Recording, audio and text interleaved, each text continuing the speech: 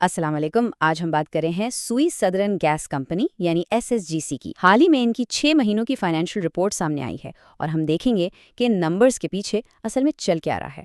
तो सबसे पहले सबकी नज़रें जिस एक नंबर पर थीं उसकी बात करते हैं।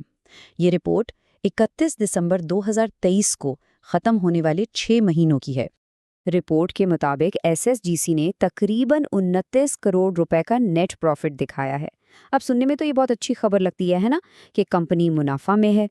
लेकिन जैसा कि हम जानते हैं, कहानी सिर्फ प्रॉफिट पर ख़त्म नहीं होती। किसी भी कंपनी की असली माली हालत जाननी हो तो देखना पड़ता है कि ऑडिटर्स क्या कह रहे हैं, और असल कहानी वहीं से शुरू होती है। तो चलें जरा गहराई में उतरते हैं।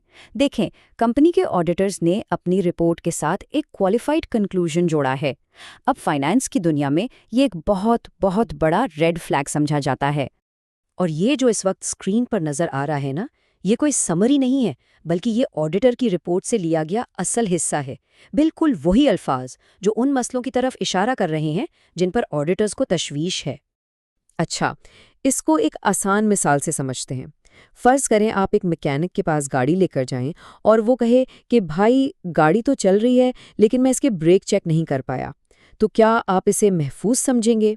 बस ये क्वालिफाइड कंक्लूजन भी कुछ ऐसा ही है कि ज़्यादातर चीज़ें ठीक हैं लेकिन कुछ बहुत अहम मामलात पर गैर यकीनी सूरत हाल है। तो ऑडिटर्स की जो बड़ी बड़ी तशवीशात हैं वो बुनियादी तौर पर दो हैं। पहली, वो अरबों रुपए जो एसएसजीसी को मार्केट से वापस लेने हैं, यानी उनके बिल जो अदा नहीं हुए। और दूसरी, अकाउंटिंग के एक बैनुल-अक़वामी कानून की खिलाफ वर्जी का मामला। चले पहले मसले को ज़रा खोल कर देखते हैं। ये जो अरबों रुपए के वाजिबात हैं, ये मामला असल में एसएसजीसी के दो सबसे बड़े कस्टमर्स से जुड़ा है, जिन पर इतनी बड़ी रकम वाजिबुल अदा है कि सुनकर हैरान रह जाएंगे। इनमें से पहला नाम है के इलेक्ट्रिक का। के इलेक्ट्रिक ने एसएसजीसी को 26 अरब 30 करोड़ रुपए देने हैं। और कहानी यहाँ ख़त्म नहीं होती। इसके ऊपर से पाकिस्तान स्टील मिल्स ने भी तकरीबन 21 अरब 80 करोड़ रुपए देने हैं। अब ऑडिटर्स परेशान क्यों हैं? वो इसलिए कि इन दोनों इदारों की जो माली हालत है उसे देखकर ऑडिटर्स कह रहे हैं कि हमें नहीं मालूम कि इस भारी भरकम रकम में से कितने पैसे वापस आएंगे या आएंगे भी कि नहीं। और ये चार्ट देखें, ये सारी सूरत हाल को बिल्कुल वाज़े कर देता है। एक तरफ कंपनी का मुनाफा है सिर्फ 29 करोड़ रुपए, और दूसरी तरफ ये देखें के इलेक्ट्रिक और पाकिस्तान स्टील मिल्स के अरबों रुपए के कर्जों के पहाड़। कोई मुकाबला ही नहीं है। अच्छा, अब आते हैं दूसरे बड़े मसले पर। ये थोड़ा सा टेक्निकल है, लेकिन कंपनी की फाइनेंशियल रिपोर्टिंग को समझने के लिए इसे जानना बहुत ज़रूरी है। तो मसला एक अकाउंटिंग स्टैंडर्ड का, जिसे कहते हैं IFRS 14। अब ये कानून ख़ास तौर पर ऐसी कंपनियों के लिए है जिनके रेट्स हुकूमत या कोई दायरा तय करता है, बिल्कुल एसएसजीसी की तरह। तो हुआ ये कि पहले एसईसीपी ने एसएसजीसी को इस कानून से छूट दी हुई थी, लेकिन वो छूट 30 जून 2024 को ख़त्म हो गई।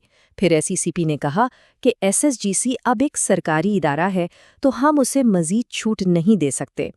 और अब एसएसजीसी एक नई छूट के लिए काबीना कमेटी के पास गई हुई है।